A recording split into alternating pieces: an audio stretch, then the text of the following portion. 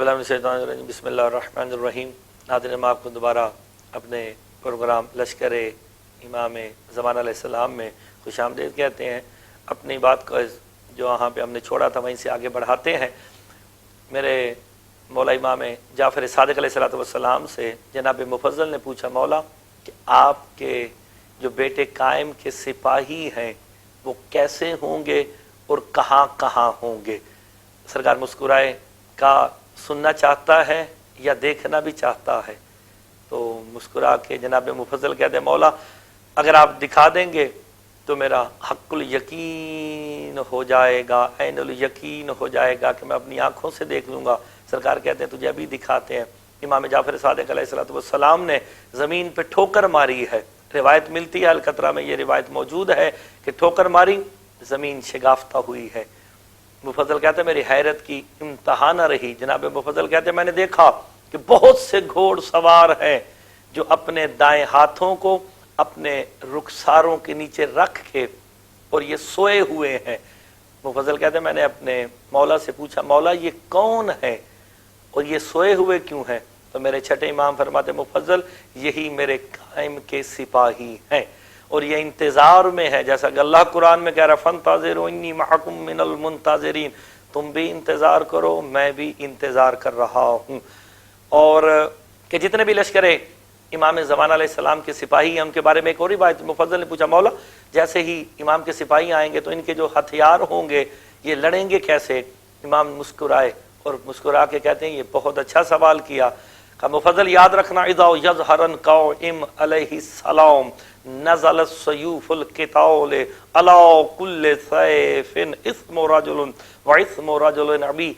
का मुफज़्ज़ल याद रखना, जैसे ही मेरे बेटे कायम का ज़हूर होगा, ज़ाहिर होंगे, फ़ौरन अल्लाह आसमानों से उनके असहाब और उनके सिपाहियों के लिए तलवारों को नाजिल करेगा। वो तलवारें जो है नाजिल होंगी तो मौला क्या होगा। का हर तलवार पे मुजाहिद का नाम भी लिखा हुआ होगा और उसके बाप का नाम भी लिखा होगा।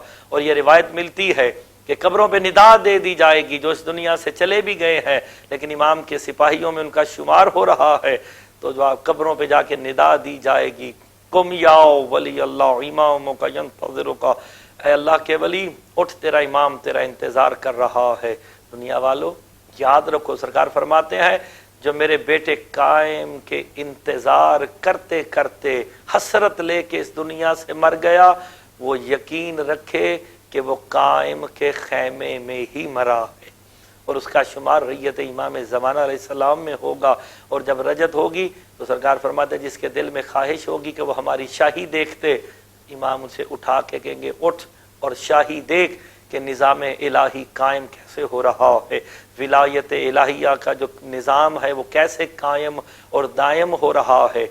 और फिर मेरे मौला से पूछा गया, मौला ये बताएं कि रैयत इमाम ज़माना और जो इमाम के सिपाही हैं उनकी खसूसियात क्या होंगी, वो कैसे किताल करेंगे, वो कैसे जंग करेंगे और कौन कौन होंगे।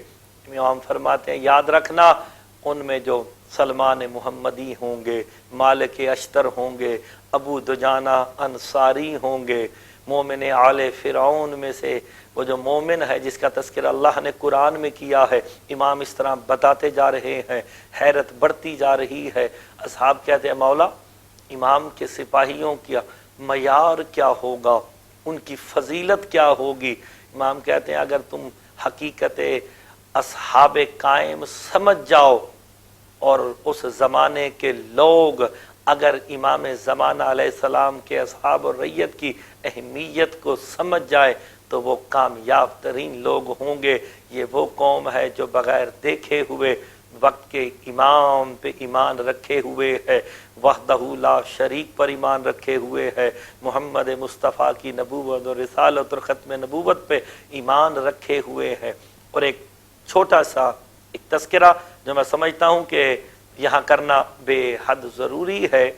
इमाम से पूछा गया कि आपके सिपाहियों की कैफियतें क्या होंगी, किस कैफियत में हम वक्त रहेंगे। का उन्होंने जंग का लिबास पहना होगा, उनके दाएं हाथ उनके तलवारों के दस्तों पे होंगे, इंतज़ार में होंगे کہ وقت کا امام ہمیں حکم دے اور ہم دشمنان خدا و رسول و امام کو نیست و نابود کر دیں۔ جناب مفضل کے سامنے یہ گفتگو ہو رہی تھی تو اچانک جناب مفضل پوچھتے ہیں سرکار یہ بتائیں آپ کے بیٹے جب ظہور فرمائیں گے تو کہاں پہ آئیں گے؟ یہ ایک بڑا قابل غور جملہ ہے جس پہ آپ ناظرین اگر غور فرمائیں تو اس سے کافی چیزیں ہمیں حاصل ہو سکتی ہیں۔ میرے چھٹے امام کہتے ہیں میرا بیٹا قائم جب تشریف لائیں گے تو وہ کعبے کی چھت پہ ظاہر ہوں گے، اور تمام مذاہب میں ہمارے جو فقہ میں تمام علماء فقہا اور عرفاء نے بیان کیا سرکار کعبے کی چھت پہ آ کے ایک جملہ کہیں گے۔ اگر آپ اس جملے پہ غور فرمائیں تو اس میں وحدانیت کا بھی تذکرہ ہے، امامت کا بھی تذکرہ ہے۔ سرکار کہیں گے تعالوا الی بیت اللہ حوضہ ید اللہ، سرکار کہیں گے آؤ اللہ کی بیعت کر لو۔ اب آپ قابل غور جملہ ہے، آپ کو بیعت اللہ کی ہو رہی ہے مگر لے وقت کا امام رہا ہے۔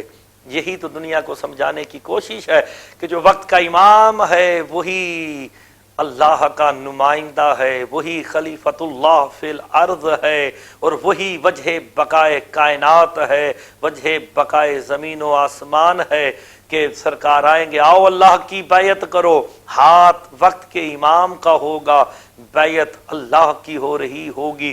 دنیا کو بتا دیا جائے گا یہی وہ مظہر توحید ہیں کہ جن کی بیعت جن کی ولایت اللہ کی ولایت ہے۔